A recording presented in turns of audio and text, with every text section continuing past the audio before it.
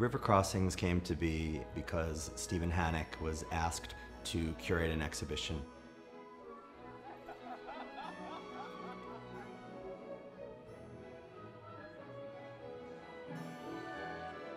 He said to the head of Olana and myself, I'd really like to do something to help you all. What could it be? I'd love to just donate a new wing, or, but that's not in the cards. Maybe I can curate a show. Together, the Thomas Cole House and Frederic Church's Olana are the birthplace of American art and of environmental consciousness in this country. He said these two sites are where it all began. There's something about contemporary art back to the places where American art was born.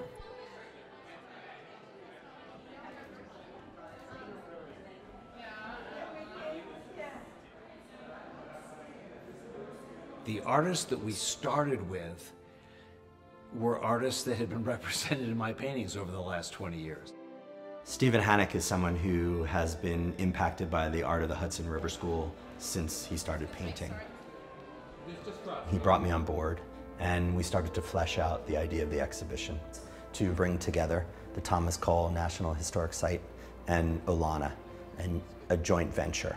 We had never done something of this scale and something throughout the entire historic site and on the grounds. It's really just a much bigger effort than we had engaged with before. So part of the idea of River Crossings that's inherent in its title is that it's about this kind of ping-ponging across the river from Catskill to Hudson and back. The idea of the motifs that these artists painted, the Hudson Valley and the River Valley, and also the mountains to the west. And in addition to the idea of being able to get back to New York City very easily.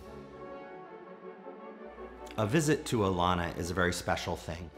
Here you have 250 acres of a hilltop that have been totally designed by an artist in the 19th century.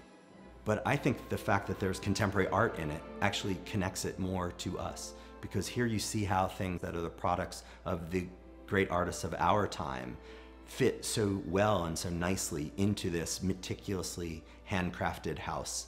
And I think that's something that visitors have been experiencing to their delight, really, in coming to these exhibitions. When you go into Olana, and the first thing you see is the court hall with Martin Puryear's extraordinary sculpture, Question, which is this large work made out of 3 different kinds of wood, which seems to have literally sort of sprung from the ground of the building and then goes right back down into the ground.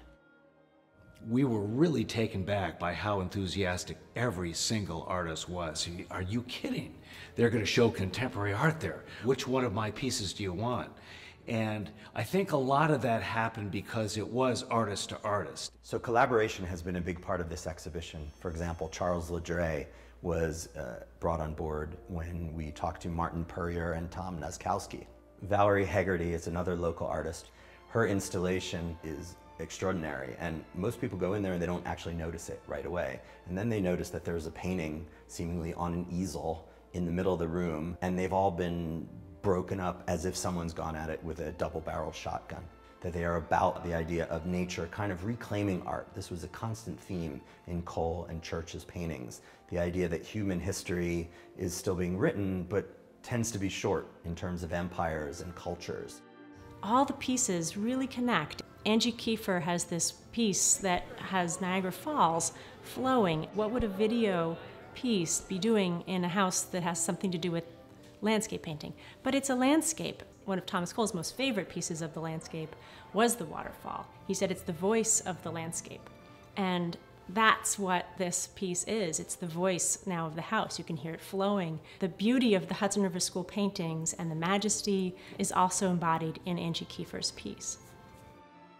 One of the works at Olana that seems most connected to the site is Maya Lynn's Silver River Hudson, which hangs in the small sitting room right catty-corner to Frederic Edwin Church's great painting of Petra in Jordan.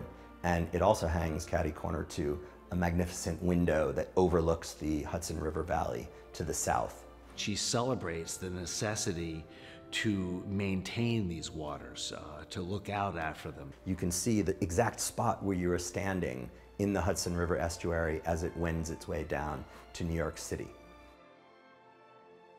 One of the pieces in this exhibition that really affect people viscerally is Jerry Gretzinger's work, because it is a surrounding piece. It's kaleidoscopic.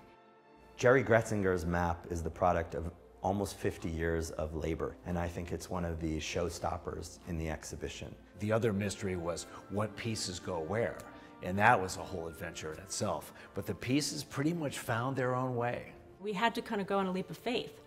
And as the artworks were chosen by this curatorial team, Stephen and Jason, and each one came to light, we were wowed by the quality of the artworks. Turns out that Cedar Grove, the Thomas Cole House, is a great place to see contemporary art. Right now we have Cindy Sherman and Stephen Hannock and Thomas Cole all sitting around his living room talking together in a vibrant, crazy, but silent conversation.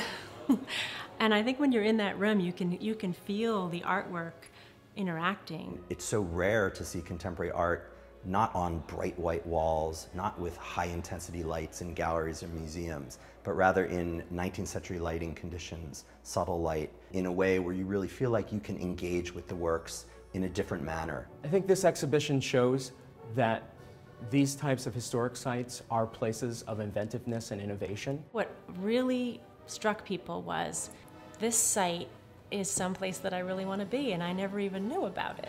We get to celebrate that rare harmonic when the work and how it's displayed really comes together. And I think that's one of the things that we can appreciate here with the River Crossing Show.